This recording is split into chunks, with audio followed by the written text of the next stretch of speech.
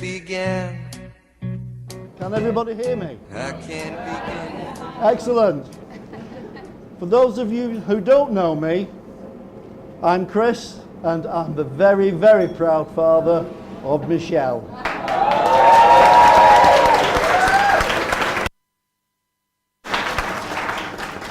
Being the father of the bride gives me the dubious pleasure of making the first speech. So effectively, I'm the warm-up act for everything that follows.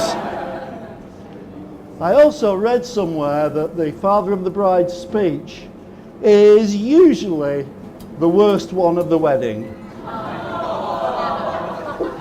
So I hope I can maintain that standard. Thank you, sir. So firstly, I'd like to welcome you all here today, especially James's parents, Sarah and Gareth, and thank everyone for attending. It is good to see so many friends and family here today, especially as I know that most of you have travelled a great distance to be here. Also, to everyone who has helped out on the lead up to the wedding, be it great or small, you've all played your part in making this fabulous day really special. So thank you all. I want to start by admitting that I'm slightly nervous. Not about making a speech, but it's because I've had so much advice, mainly all female, about what to say and what not to say. But because I'm a man and I can, I've chosen to ignore it all. Don't worry, I will pay for it later. So, on this happy occasion, I thought I'd look back to see what else happened on the day Michelle was born. But the best thing I could come up with was the fact that the United States tested a nuclear device at a site in Florida. Obviously, the shock waves were carried to the maternity room.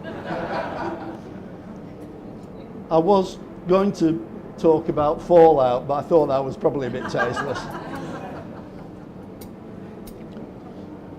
Like all daughters, Michelle soon learned the feminine wiles, which are a complete mystery to us mere men.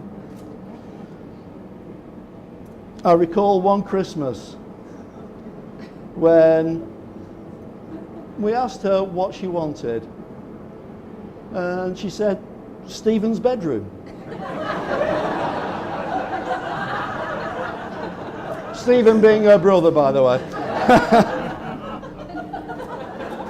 Guess what? Guess what? Sometime later, they'd swap rooms. By the way, James, she's still not lost it, so be very careful. One piece of advice that I was given about what to say today, and I intend to adhere to, is not to embarrass Michelle on her special day. So I won't tell everyone what happened when we were on holiday and the wind blew her dress up to reveal a total lack of underwear.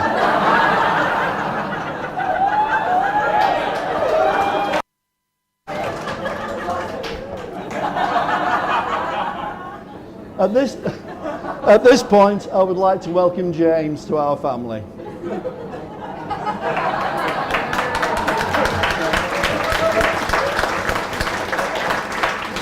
It's fantastic to have you as a son-in-law, James.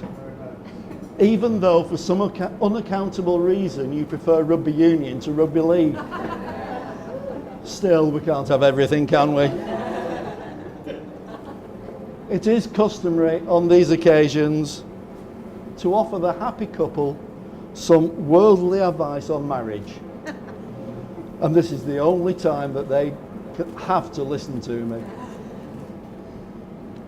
So I wish you fun and excitement for today, hopes and dreams for tomorrow, and love, happiness, and talking to each other forever.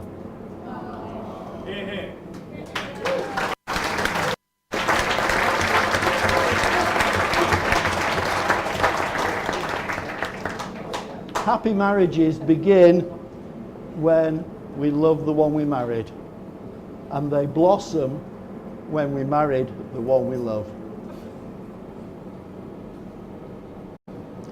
My best advice for James is to make the most of the honeymoon period.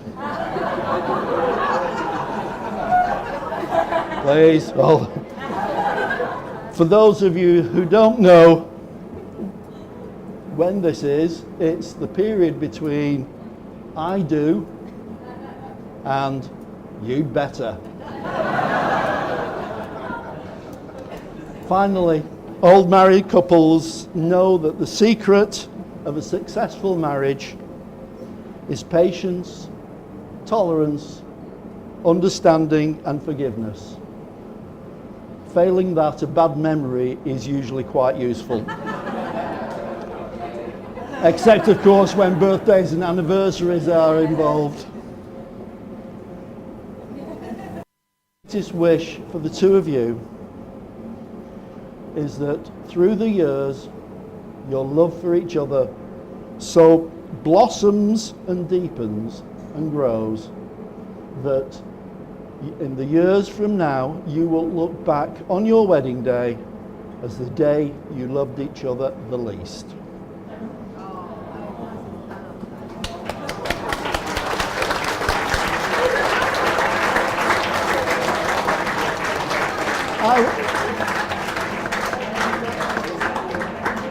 I was the first person to hold Michelle in their arms in the maternity room, and I was the proudest father in the world, tasked with looking after her and keeping her safe.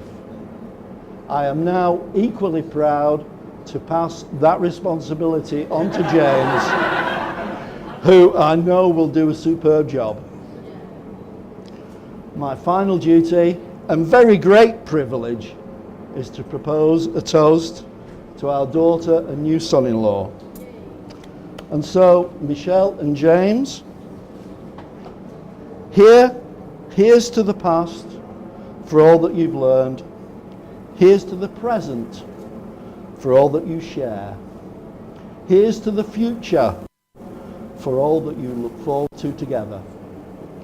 Ladies and gentlemen, please be upstanding, raise your glasses, and joining me in the toast to Michelle and James, the bride and groom.